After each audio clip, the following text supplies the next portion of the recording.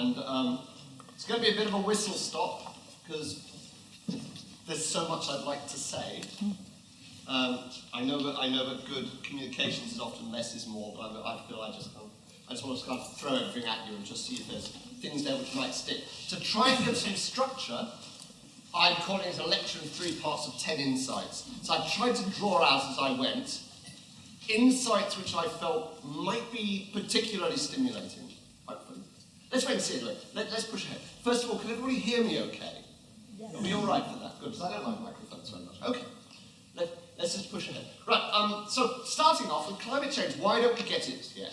If I go out into the street and I ask the people, I'll just start my timer so I keep an eye on, and I ask people, are you concerned about climate change? In Wales, the majority of people would say yes. If I go out in the street and I ask people, what are you concerned about? Very, very few people, even with the upsurge of energy which is happening now around activism, are going to say climate change. We know that because that's exactly what the research shows us. So people somehow still, after a generation, remember we started really this conversation in the late 80s. In fact, it's been going on before that. A generation has still failed to grasp the size and the significance of climate change. Why? And that's what we're going to start in section 1. So, thank you very much for the plug. Of course, my book does cover this, and please, if you're interested in what I'm saying, please do have a look. And actually, I care saying this, so I'll just give you a copy. I mean, a PDF if you want to read it. So, actually, I got my first check from the publishers after 3 years, finally it's paying royalties. So, talking climate, also my colleagues Adam Corner and Jamie Clark at Climate Outreach. I'll talk about that in a minute when I get to climate outreach. Let's start with the brain. What is going on with climate change which is proving challenging? Well, there's a very large body of cognitive research, and I'm going to simply skip the conclusions, recognizing we have 2 parallel processing systems in the brain. We have what we could call this range of different terminologies in cognitive psychology, but rational analytic reasoning, and that is very much the arena of science, dealing with the evaluation, in particular the evaluation of risk. That process is strong and powerful, but the dominant process, as you will well know, is affective. We've already heard that in the previous presentation, reasoning, and that is triggered by things that are here, proximity, things which are here, which are now. Things I've experienced before. It's like, well, I'm not quite sure about this, but I've seen something like this before. Metaphors. Well, I haven't experienced exactly this before, but I've experienced something which is enough like it that I can transfer my experience over. Social signals. Hey, this is what everybody's talking about. Everybody around me is talking about this. It's important I engage with this because it's something important for my group. And story. And story, as you of all people do not need me to tell you, is deeply, deeply part of how we make sense of the world. It is universal in every culture. So, the right-hand side is the dominant one. But we have a problem. We have a problem both on a communications level and on a cultural level. On a cultural level, the problem we have is that climate change originates in the domain of science and continues to be communicated as such. But we have a problem on a communications level, which is we have both an internal and an external challenge of climate change. The internal challenge is it doesn't fit with that well. The external challenge is we are not telling the story well enough.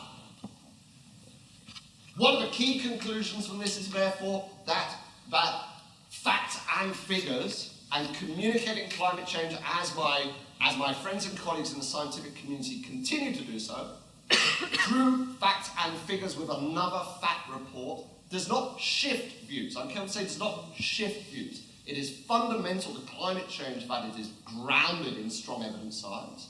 But that additional information is a zero-sum game. The additional information does not shift people in their positions. In fact, through a process of cognitive bias, of what biased assimilation is a technical term, people actually tend to start with the story and then find the facts. That is why very intelligent, well-educated and science-literate people will tell you climate change does not exist. And they will be able to marshal an extraordinary level of depth of understanding and knowledge, greater than I hold, in order to tell you that that is not the case. We are living in Britain, of course, in the middle of a huge and fascinating cognitive and communications experiment at the moment. I share a slide, which is exactly this. It's the Brexit battle bus, right? Let's take back control. That is a snippet, you could say a narrative. But by the way, I'm going to differentiate a bit between narratives and stories. I'll explain that a little later. But it's a snip of a greater story. Let's take back control. And there is the data, which proves in retrospect is false, which is brought in to support it. By the way, when people get strong data which supports their story, they don't care whether it's real or not. Experimentally, people become hugely attached to false data if it fits neatly and elegantly with the story that they want to tell, which is why they then become very reluctant to let go of it. And in fact, their response is often to distrust the person challenging rather than to challenge the data. So we have a problem with data. When I was doing the book, I had the pleasure of, genuine pleasure of spending lunch with Daniel Kahneman. And Daniel Kahneman's written the book Thinking Fast, Thinking Slow, which I strongly recommend. Kahneman's one of the key intellectual figures of our time because he is really the father of an entire search of cognitive research around cognitive bias. This is what he got his Nobel Prize for, was how bias leads people in economics to make entirely wrong decisions. And his research shows that things which are far away, things which are uncertain, things which involve cost, as three of the key considerations, are things which we discount or disregard and we make bad decisions around. So, talking with Daniel Kahneman, I said, Professor Kahneman, can you please turn your mind to climate change? He says, I'm so sorry. He's very nice. He said, I'm so sorry, he said, but I have to tell you, I am deeply pessimistic. He says, I think this is the worst kind of story. This is what Will's picking up on, right? Because he says, it's far away, it's uncertain, we haven't experienced anything quite like it before, it involves us to take costs. And he says the worst combination involves us taking costs now to avoid uncertain costs in the long run. He says that's just the worst of all things. And his experiments show. But, there's a but he is not a storyteller. He is a cognitive psychologist who looks at the evidence in controlled experiments, not in stories. This is what is important. Let's take one of those things, for example. Who do people think, who will be harmed by global warming, right? This is from 2013, but it's equally valid now. The figures haven't shifted. They've shifted a little, but not much. They haven't in terms of the key thing I want to tell you. Let's look at that bottom bar, the big bold one. You personally, 10%. Your family, 11%. Your community, 13%. You see what's happening? The further away from you personally it is, the greater you think people will be affected. So that's interesting. So there's people who go, hey, I'm not going to be affected, but they may be wishful thinking. They think, well, yeah, my family is. A bit more. My community. So people are always projecting, pushing away, right? People elsewhere, people are developing. Future. So now we've got another shift. It's not just a distance, it's now a temporal distance as well. Plants and animal species, that's a biological distance, right? Every single step. And fairly consistently across each step. Now, what that tells me is that there's something else going on. What that tells me is that people are interpreting climate change in ways which generate distance. This is the role of story. This is where we have to challenge the thing of climate change being hard to get around. For one thing, if it was so flaming impossible, there wouldn't be anybody out protesting or taking action. I wouldn't even be talking about it now, and you wouldn't be interested. Right? So clearly, there is some way that it engages with us. But it engages through the medium of culture, identity, and story. But what this shows is also something interesting. My first insight, collective stories are co-designed. Right? They don't come out of nowhere. Nowhere do we have a process where someone says, this is the story. I mean, maybe an advertising, right? But effective collective stories, things we hold in common, are designed by all of us. They may come from somewhere, but we reshape them in the telling. And we make a decision as curators of collective stories about what we're going to tell and what we're not going to tell. So the first insight is that through that process of co-design, we may very well deliberately select a story that avoids us not having to deal with something. as I do when tax day comes. I'm one of those people who like finally goes, oh hell, and I finally like logs on, you know, like in 10 minutes to midnight. But for the previous month I've gone, oh, you know what, it's ages away. I don't have to think about that. Oh, you know what, it's too much paperwork, I haven't got the necessary bits of paper. Like, I'll create a whole series of stories, of excuses for not doing something I don't want to do because it involves cost, of course, Kahneman's right. Yeah? So the story of climate change, the collective one, is not just one, this is where he's wrong, it's not just one which plays to our biases, it's ones we select to play to our biases. Because climate change is an alternative story, but climate change is here, it's now, it's happening, we're already seeing very major effects from it, it is affecting us, yeah? And it isn't just cost, but there's also substantial benefits that can come from taking action. That's the flip side, but the story we want to tell. So, the fact it seems impossible is because we set it up to fail. Inside what? Okay. Are you with me? I'm going fast. The other way we set up things to fail. I love this. This was so good. It was so embarrassing that Tesco pulled this off. Because this was Tesco's going environmental. Hey, buy low energy light bulbs. You can tell this was a few years ago, and that's the thing. Buy low energy light bulbs, and we will reward you for doing the right thing with air miles, right? So, yeah, and it got a bit of publicity when they pulled it. But that relates to a very important condition of human behaviour. So this is the only time I'm going to talk about behaviour. But what people do is they do a process called moral licensing, where they will take one good behaviour as evidence that they don't need to do something else. And this operates both consciously. Hey, I'm a good person. Look at me, I recycle all my plastic. So I guess it's not such a bad thing if I fly to Australia. Right? Okay. We all do this. I have to say environmentalists, which as you can imagine is my tribe, do it probably more than anyone. Shockingly so.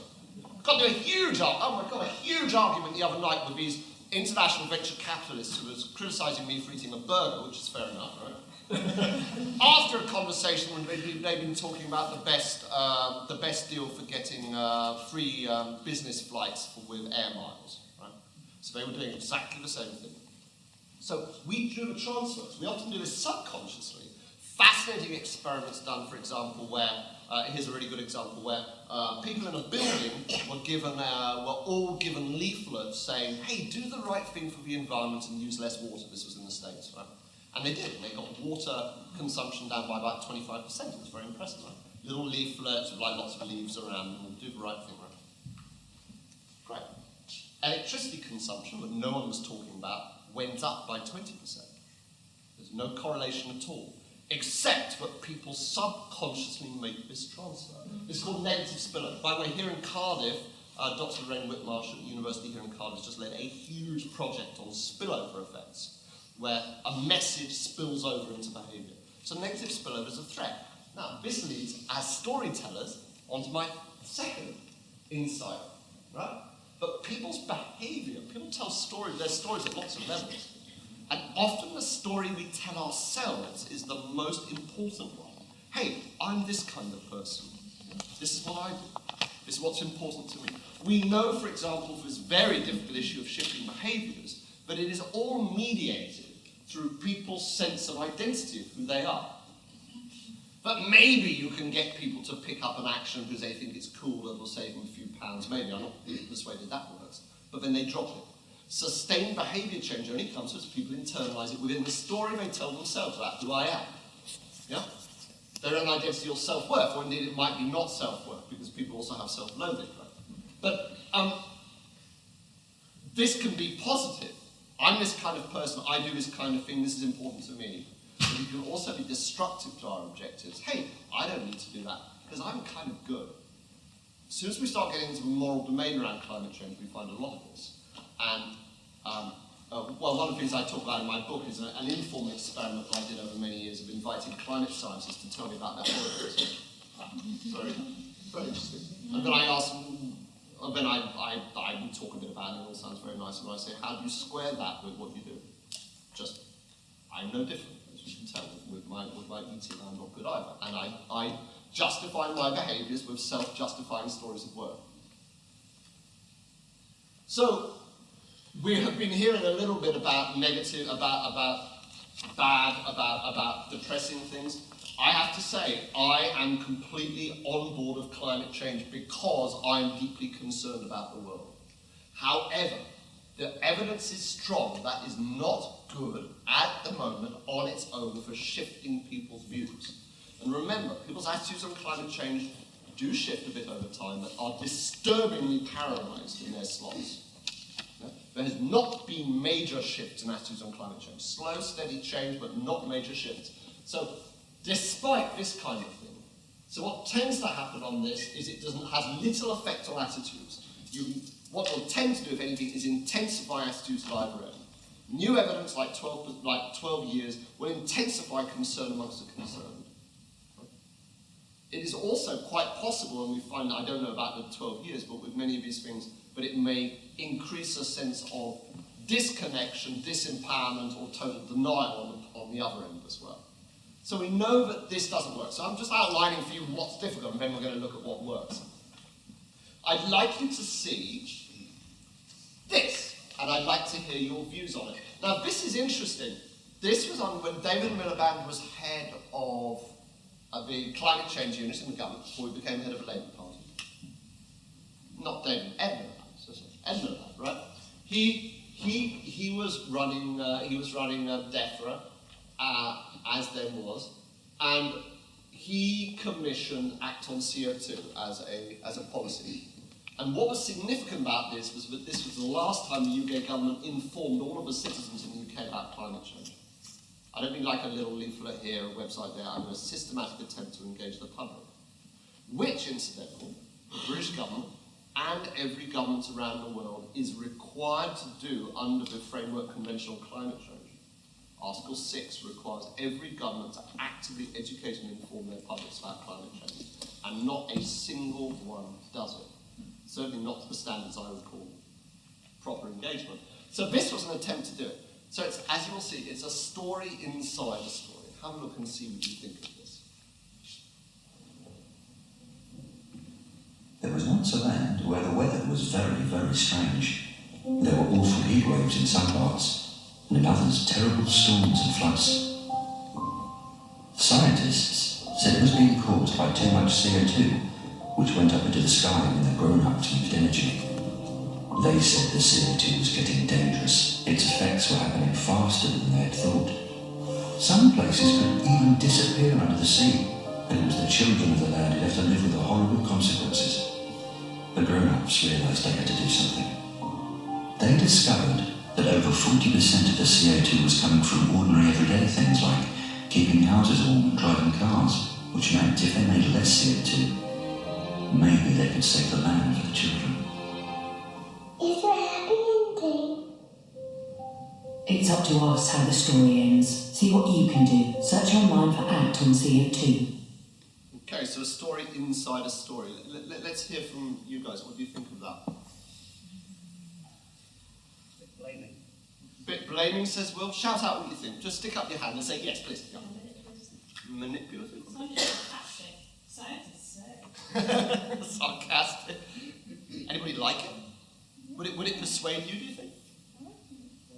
I'm happy to hear. The intended audience is 4 years old. Well, no, the intended audience is meant to be grown-ups. But grown-ups are going to look at that and go, well, okay, I'll pass this on to my 4-year-old. Okay. Other thoughts on it? She let the girl look really worried, didn't she? Oh, she did. I mean, she looks like she's crying. It's so in your face that it makes me something shuts down. Yeah. And it's like now you're putting all the need for action onto the citizens. Yes. Yeah. And well, it's not even clear what the action is. Yeah. They go to the website. Turning the Act on light it. on. Yeah, turn off your light. Didn't talk about collective action in society as a whole. No. It was all locked. Well, there was a lot about in the first decade of the 2000s. Here are 10 easy things you can do to save the planet. And it was all a neoliberal model, basically, that responsibility lies with the individual in a free market, and they need to be well informed in order to make their own decisions. Which is it's also said 40% is your fault and didn't actually like 60%. Well, you can even go deeper and you could say 40%. I mean, this is an advert which is going out to the British public. Well, what is this 40% of CO2? Who are you speaking to, you know? I mean, here in Wales, like 20-30% of people are functionally illiterate. They have problems making sense of numbers. So 40% is nearly half. If you want to say at that particular time looked at personal household CO2, and that could be linked to that. There was a campaign at the time which I can also say plenty about, which is a campaign running at the same time. Okay, I'm just going to tell you, so it's interesting, a story inside a story. I think presenting it as a story was itself a major misjudgment, because you're making something that some people don't believe into a fairy story. That's problematic. Yeah. I can tell you that was one of the most crashing disasters in government communications. It got shown once. The number, it received what I think is still the record number of complaints ever received in one day by the Advertising Standards Authority. It got pulled. Because people reacted, some people, remember you don't need many people to make a complaint, reacted very viscerally to it. And I think it was because children were in play. People felt blamed. They felt that their kids had watched it with them. It went out halfway through Coronation Street. Kids had seen it with them, and they felt that this was scaring the children over something that they didn't personally believe in. It failed, as we were hearing, it failed to create any sense of common action. There's lessons in that. The big lesson is it was never tested, and I met the person who designed it for the government, which was interesting, at a thing I was doing. And I said, tell me the truth, was this tested? And she said, no, I'll tell you the truth, we ran out of time. But she said, we showed it in the office, we all reckoned it had done a very good job. And I went, well, that's a warning sign. So actually, the real public testing happened halfway through Coronation Street. That is not a good idea. So we can learn things from that. But the big thing was, yeah, it could have been telling a positive story about how well, I'll show you positive stories later on, it could have been showing. It didn't. That was a mistake. Right, so, structure of stories. I would like you, please, to have a little look at this, and I dare say some of you may be familiar with this. If you're really familiar with it, you might spoil it a little bit if you get too clever. Let's hear what you think of this. This was a famous experiment which was run. And I'd like you to have a look at this, and then I'd like you to tell me what is going on.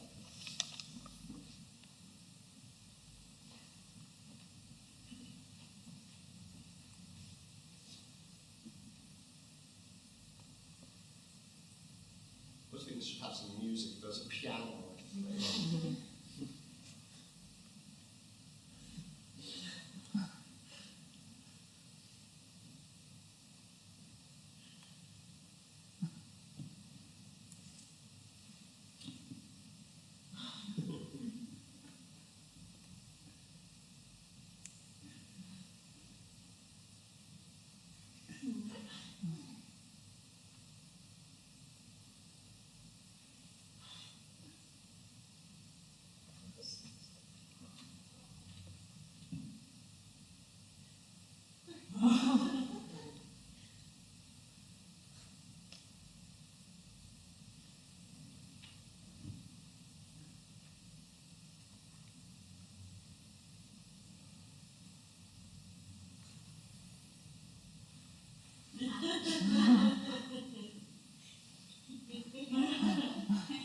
Okay, what's going on?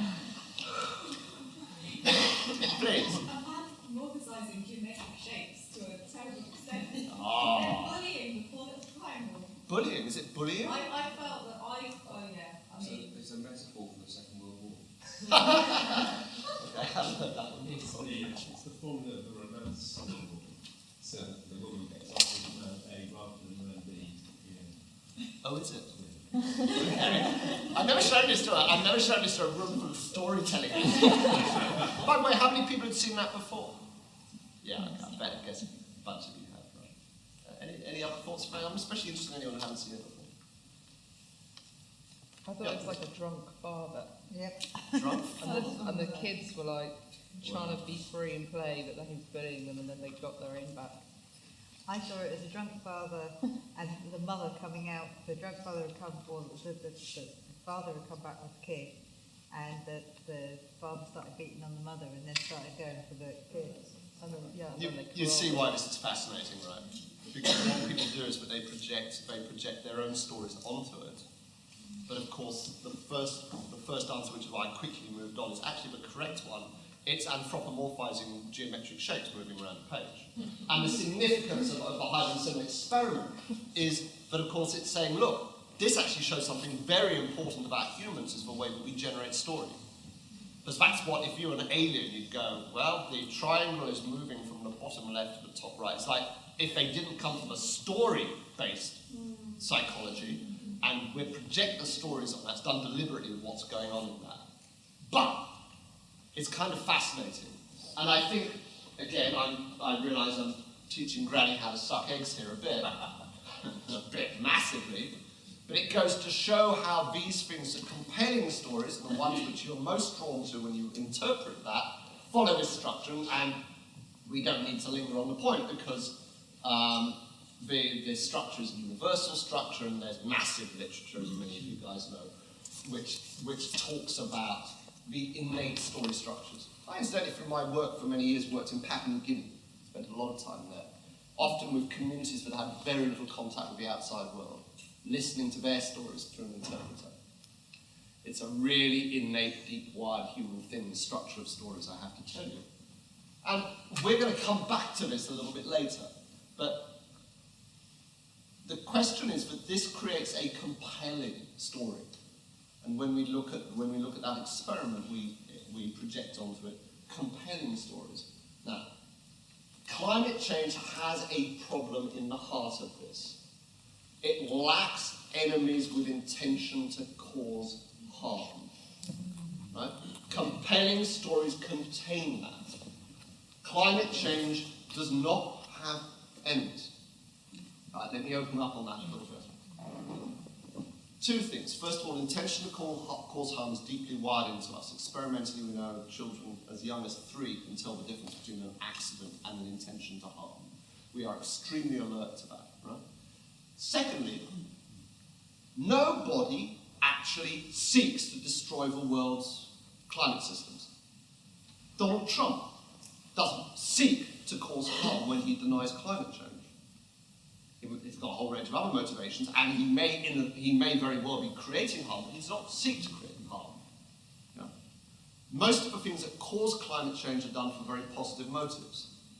Flying, going on holiday, having some fun, putting food on your table, driving your kids to school, whatever it is, most of the activities that contribute to climate change are done with the best possible intentions, and certainly not thinking, this is going to destroy Bangladesh. Right?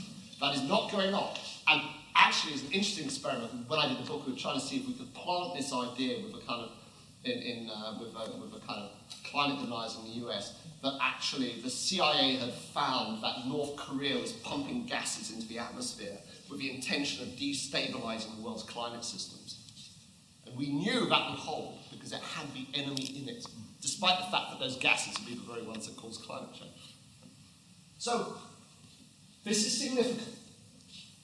Because, as I've said, the stories that we tell, including the stories of some of the most destructive things, are often positive. And I spent a lot of time talking to people from the oil and gas industry.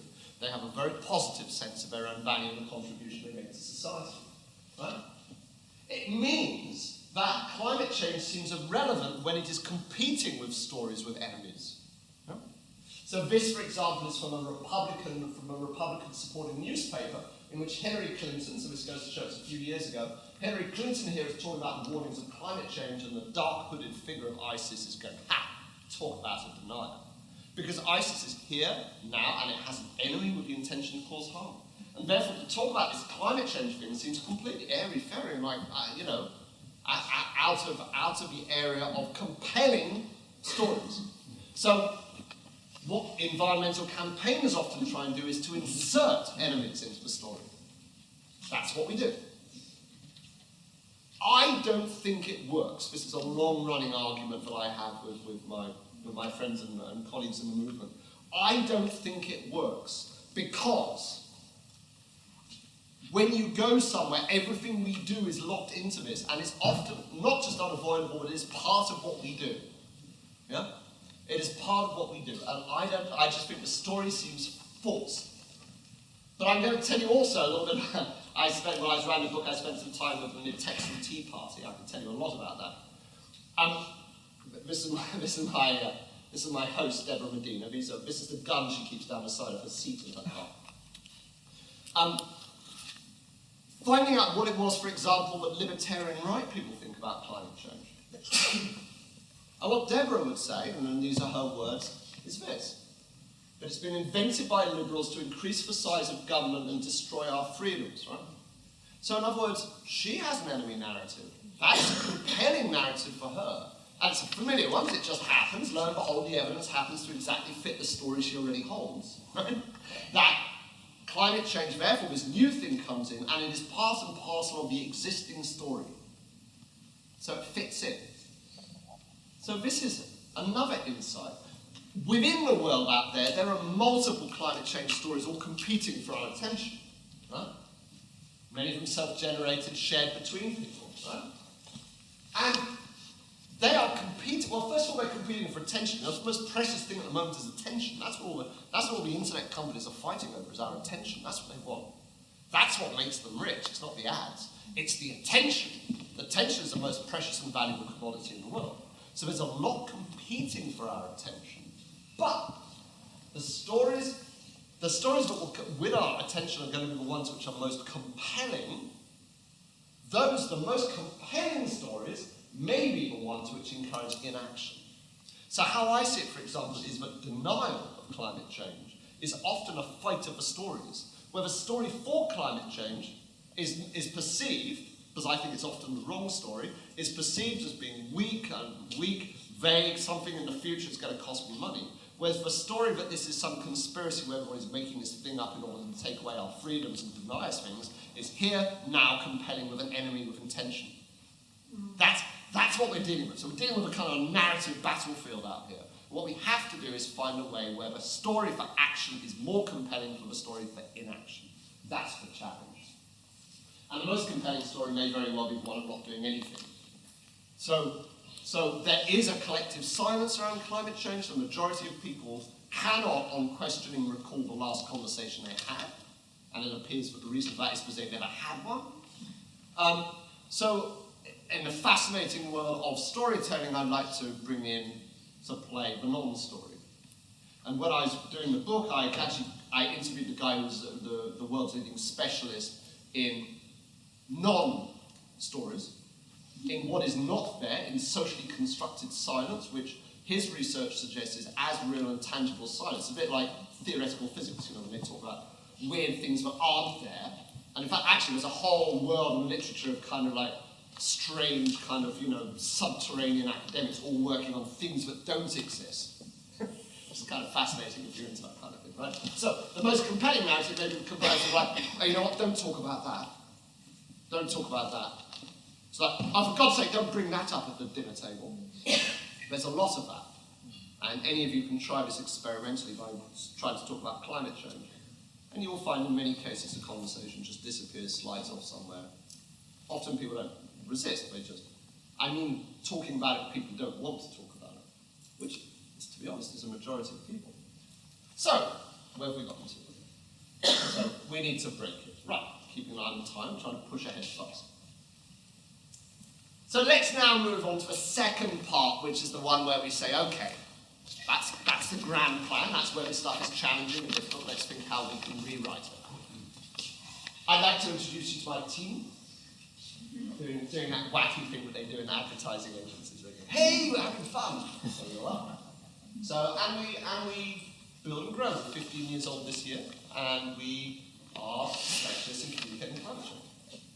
And very proud of our work. We have a very wide range of clients, and I'm proud to say, as the co-founder, we have managed to keep within the organisation a commitment to working across the field.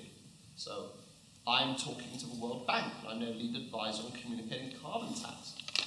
I'm also talking of Extinction Rebellion, and I'm speaking at all points in between. And the model of change we operate on is actually we need all hands on deck with this.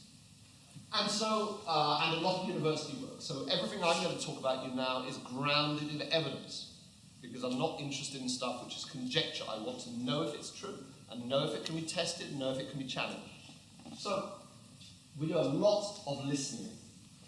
Hundreds and hundreds of hours. Obviously, we do surveys and we do quantitative research. We also do a lot of qualitative, just sitting and listening to people.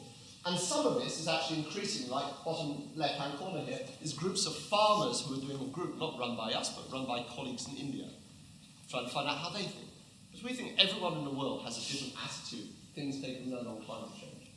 This was a report we wrote for the Intergovernmental Panel on Climate Change. They asked us, to great honour to be asked to advise its scientists. We say, this is important. Climate change is understood and believed not through the science. Sorry guys, we have to tell you that, not through the data, but as a socially constructed narrative conveyed by trusted communicators relating to identity and values. So this is what I'm going to open up for you now. Narrative and stories are, I realise, different things. I may get this very wrong, because this is an area outside my specialism. But I would interpret narrative as being a small component, for example, with recognisable actors, maybe with a motive, an intention, an outcome, and an action. Whereas story I would see as that extended across time with a narrative arc, which maybe have a beginning, a middle, and a closure. So that's how I'm going to interpret it. Afterwards, you can just tell me that's silly, right? But that's how I would do it. And a lot of what we do in our work is concerned with narratives, not stories. So like, what are the components out of which you can go away and build the story? And it may simply be a sentence. It may just simply be a word. It might be a frame. It might be just something out of which you can go and take it. Oh yes, so we always say to scientists, we say, you guys work with science, climate change is a science, it's grounded in the sciences, there's a science to communication. And this, for example, would be the literature review that support that. Right? So there's a lot out there, needless to say. So strong communications, we think, follows this model. That it starts with validation. This is who you are. By the way, you're great. I work across the spectrum, so I'm always interested to look at Donald Trump in action, for example. Donald Trump starts when he goes to coal miners in Philadelphia and says, hey, you guys, you're great. And he's wearing a hat saying, I dig coal. And it's like, people like it. People like being told that they're great, especially when the other side is saying, coal is dirty and evil and needs to be shut down. Right? So people start with validation. It reflects what they care about. It shows them other people in their social group care about this thing. And the reward for taking action is not saving the planet, it's not saving the polar bear, it's not caring for future generations. You're doing it because that's who you are. And by doing this thing, you become more who you are. And the positive side is the world becomes more the way you would like it to be. And over the years, we have applied this formula again and again and again. And what we find when we do the research is that we typically, in our qualitative research, spend the first third of it not talking about climate change or energy or anything at all, but just saying, hey, what makes you proud of whatever group you are? Okay? What do you love about who you are? What do you think makes you a little different from other people? What do you care about? What do you worry about? And inevitably, that can then be the basis of strong climate narratives. In other words, that people see themselves reflected in the story that we tell them. But to get it right, we have to start by listening to them talk about who they are. Because the reward is being who they are. And they keep coming back to this point. So, what do you think of this? This is fun. This is the Evangelical Environment Network in the US. And they set up this advert to start a conversation within conservative churches about climate change and lifestyles. Don't they? You guys ready? God saw that it was good, and Jesus says, love thy neighbor as thyself.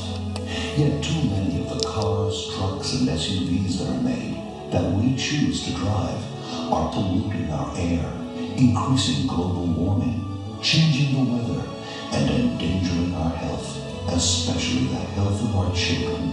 So if we love our neighbor and we cherish God's creation, maybe we should ask, what would Jesus drive? And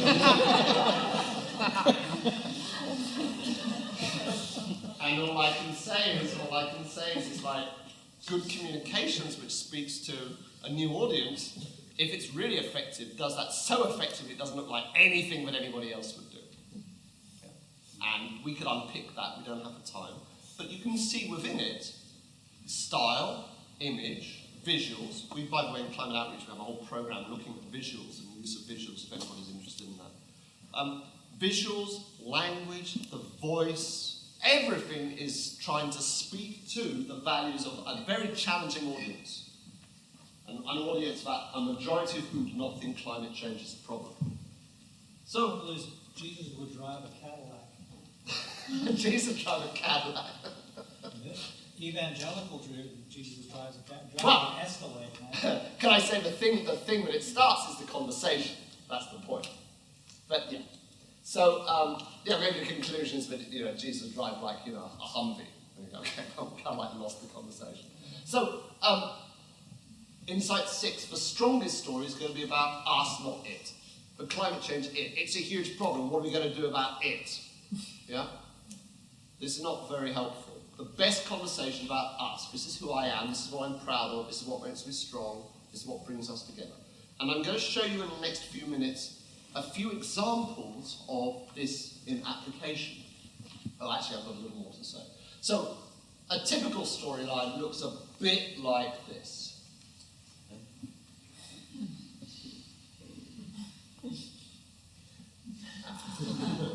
And I'm afraid that is somewhat supported by the evidence. And we've been telling the story a long time. And look, if it works, it works for me. Oh, by the way, the other big danger we all have on this, if we're concerned about climate change, is we project our own values and what works for us onto other people. Never do that. That bedtime stories, I showed that to a bunch of activists, and I can't remember if they were Greenpeace or something. I said, "What do you think of that?" And they weren't as story savvy as you guys. And they went, "Yeah, I can't get that. Yeah, I can't agree with that." And I said, "That should be a massive flashing light when it's disastrous communications. Because you are freaks, you are weird. You are so unusual, you don't even know how weird you are because you just spend your time in your own group." Yeah. So, a different version, grounded on this, starts with the we. This is who we are, we're great, right? Yeah? Oh, I'm sorry, I did a spell check, so I got it wrong. This is basically the essence of what we're going to talk about now. This will not be easy. Oh, this is so important. Remember how we were saying earlier, this like string of things saying, hey, here's 10 easy things to do to save the planet. Easy doesn't work, weirdly. Easy doesn't work. It might work for one behavior. You might want to say, hey, it's easy to turn down your eating, that's okay. But better with climate just saying no, change to saying no, it's going to be hard, you know what? But hey, we can take on hard stuff. That is a much safer place to be. Okay? And I'm going to open this up now with a number of examples. So, I guess this is the story structure, the amended story structure that I'm recommending, right? We're scratching enemy with motive up. It's so hard, but we're relocating to the possibility that many people are preventing us doing what we want to do. Those can be the opponents. We can keep that. So there's still an opponent component in it, right? But resolution and restorations, this is something that brings us together. And in the groups we know, people are yearning to come together. The biggest thing which comes through about what you're concerned about is people being pulled apart, the online anger. You can imagine with Brexit, but actually in every country, people have things which are pulling themselves apart, right? So the resolution of the story is this is something that can bring us together. Yeah. So here's a few examples. We did a big piece of work a few years ago, but it's very happy to talk about it because it was a good piece of work and we're very proud of it. Advising the Welsh Government on communications for sustainable development. We did a lot of groups across Wales, so any of you working here in Wales, I'm very happy to talk to you about it, but also to share the research we did, which I think is valuable. I think it's the widest research ever done actually on Welsh identity, like what makes people proud of Wales. Certainly we couldn't find more. So, and I'm just going to pull out one thing from that we found that language around transition that was talking about dirty coal and moving forward came up against a deep historical sense of pride in the coal industry, which is as strong amongst Norwegians and Southerners, right? And I have to say, my own family, my own grandfather, and then back 4 generations were Welsh coal miners too. I feel it too. And so, I'm going to quickly skip that. And so, the language which consistently worked, was language which made a bridge. right? Not saying filthy, dirty coal, but saying, hey, we are good with this stuff. We're good with natural resources. Look what we did last time, and we have loads of the new resources, so things change, and we can reinvent ourselves. We can change with a continuity of who we are. And people like this.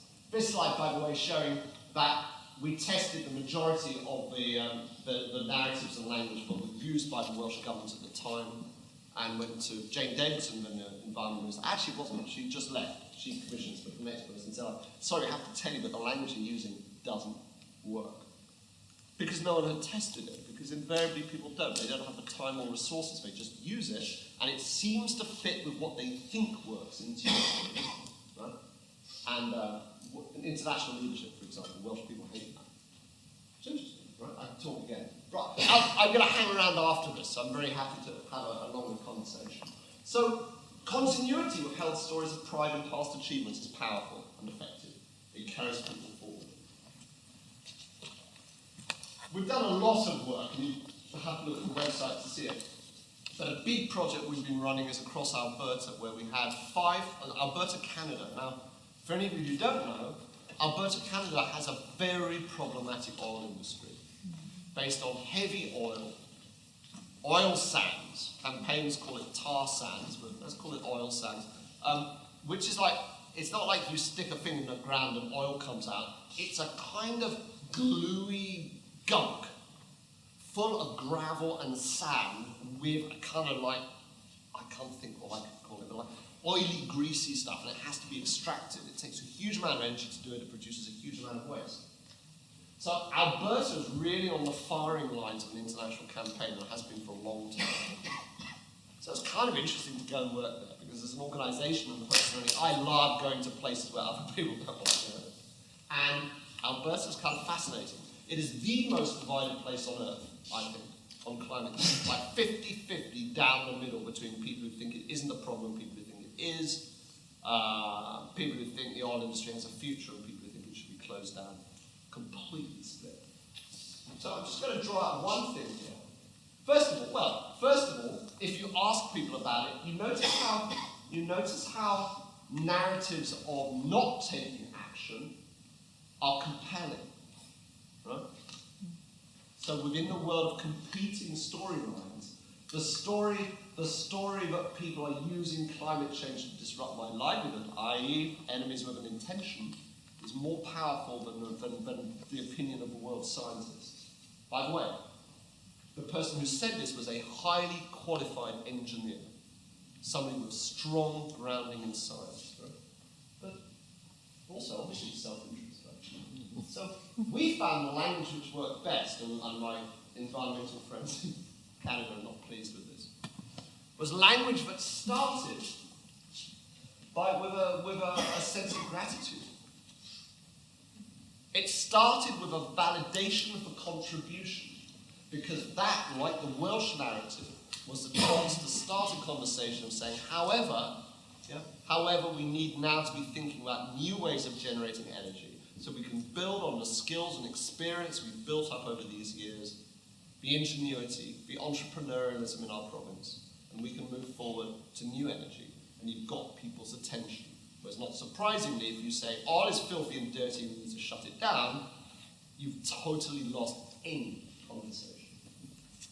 Another thing which came through very strongly, when we said what makes you proud of being Albertan, was the sense that people came together, right? Especially during extreme weather events. And that then created the possibility, and we've been testing this and recommending it now, that one could build stories of climate change around togetherness for extreme weather. Preparing to support and love each other in extreme weather events. And the narrative, that in this case started to get more of a story, looks a bit like this. We start with a validation. We say, hey, you remember those floods we had in 2003? Remember how we all pulled together? Remember how we all showed really how much we love each other, how much we can care for each other? Well, you know what? Science is telling us this is going to be bad and this is going to get worse. But you know what? Bad news doesn't work, but we have already laid the ground with a positive validation. On the basis of that, people can hear the bad news. Right? So then we go in there. And we say, but you know what? We can work together to prepare for the future, protect and defend the people and things we love. So that is the storyline, the end of a storyline, the restitution, the resolution about a strengthening of the core values of what makes us who we are. This works with people who don't believe in climate change. People who don't believe in climate change are prepared in this formulation to accept that climate change is going to bring extreme weather change. I know it's illogical, but that is how people's minds work. Yeah? Because they're being presented with a compelling narrative. Compelling in this case because it is reinforcing and strengthening their sense of identity. The final points I'm going to make, dear me, I think I'm not completely out. The final thing I want to say is communicating with the centre right has been a large body of work for us. It's important. This is kind of why. I mean, this is around the world, right? I'm showing you graphs because it's kind of a university. I guess you guys like graphs. I don't know. You're storytellers, so I don't know. Maybe I should be telling the story rather than showing you graphs. Let's do that. Let's do this. Around the world, over 56 countries, political affiliation and ideology is massively the leading determinants of people's attitudes on climate change. Now, when you get to extreme cases like the US, attitudes on climate change are more politically divided than attitudes on abortion or gun control. In fact, you go further, and in some research in the States, you can actually say that climate change, asking someone's attitudes on climate change is a better determinant of their voting patterns than asking them about any other single issue. This means it has somehow become embedded in people's political tribal identity. This is very dangerous. What is the answer to this? Well, I think, there we are. I think it's this. I think that generating conservative stories is essential. And this is a major battleground because, of course, most of the people working on climate change have left-wing liberal values. What they then do is they construct liberal left stories embodying those values, and then they present those as stories on climate change. Unfortunately, what then happens if you don't share those core values, you then find more compelling narratives in believing it's not happening, but you're hearing from the people you do trust, embodying the values you have.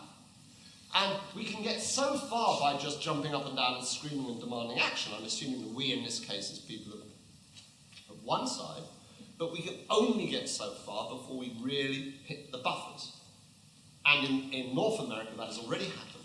In Canada, I've just come back from Canada, they have a huge fight on at the moment. Andrew Scheer, leading the Conservative Party in Canada, saying the first thing I'm going to do when I'm going to get into guns, I'm going to scratch all of that green crap. I'm going to get rid of a carbon tax. Now, as a Conservative, after a generation, Conservatives still see more electoral advantage in opposing climate action than supporting it. It's a disaster. It's a complete disaster. So what might those look like? Oh, well, this is also true. You know, like, I went on this march, not a single banner or presentation representing what could be as much as 50% of the American population. Everybody else was there, but not the 50% that might have conservative values. It's a real disaster. But of course, people are so deeply in a worldview they can't see that. And of course, because they hate conservatives, right? It's a real problem. But I mean, I spend a lot of my time sitting and talking to conservatives. So there's a bunch of frames and identity markers here, but we know, and in conversations also outline a sense of conservative interest and values and identity, all of which can be the basis of a story. Okay? And you'll notice most of those, and all of those can be based on a climate change story, and most of those have nothing to do with the environment. Which brings me on to the next point. Climate change is not about the environment, and I'm saying this at an environment conference. You've got in June, is it, one on health? I just came back from a meeting with the Wellcome Foundation in London yesterday. We're talking about putting a whole programme together with them on climate change and health. Climate change is as much a health issue, in my view, as it is an environment issue. Climate change is any of these. So the story, firstly, if you take one thing away from what I'm saying, please think of climate change as maybe not being an environment story. Then immediately we've opened up the possibility of a completely different range of conversations that might bring more people in. Because there's lots of people out there, not just on the right, on the left as well, who goes, yeah, that environment thing, oh, we've got the Unison office down here, just over there in Cardiff. We did a lot of work with Unison in Wales. The guys there in Unison are on environment and is not one of their major motivators. They're motivated by working conditions and decent pay, jobs for workers and so on. So all of these things, yeah? Right. Rewords, powerful with conservatives. This is from Stephen Harper. Stephen Harper being the former Canadian Prime Minister. And so, power of rewords. So stories based around rediscovering, rewarding, renewing, rebuilding of very conservative concepts, putting straight things that have been lost. And I realise some things have been lost are things that were damn good riddance to. I'm not saying this is an easy space to explore, but I think there's a lot of possible, as Stephen Harper said, active opponents of climate action. So we've been doing work, for example, with renovation. We did a whole piece of work across Europe, encouraging renovation across Europe, trying to speak better to conservative values. Where we don't talk about it being new and amazing, we talk about it being, hey, it's about respecting what we have and making it fit for purpose in the 21st century. It's about renewal. It's about respecting the past. This was the website of the organisation we were dealing with before, that had been designed by some kind of anarchist collective, I don't know what it was. In these kind of strange red colours, which is, of course, the colours of everybody on the far left of the European Parliament. And this is what it looks like now. And they have massively increased their support across the political spectrum. We can do this. It's a matter of telling a different kind of story. I've got 2 minutes and I'm going to stop, so I realise we started a bit late. People of faith, we've done a lot of work with people of faith. And again, for people of faith, it's a different story. What does action on climate change do? It doesn't save the environment, it doesn't save the polar bear, it brings you closer to God. The reward is being more who you are. Yeah?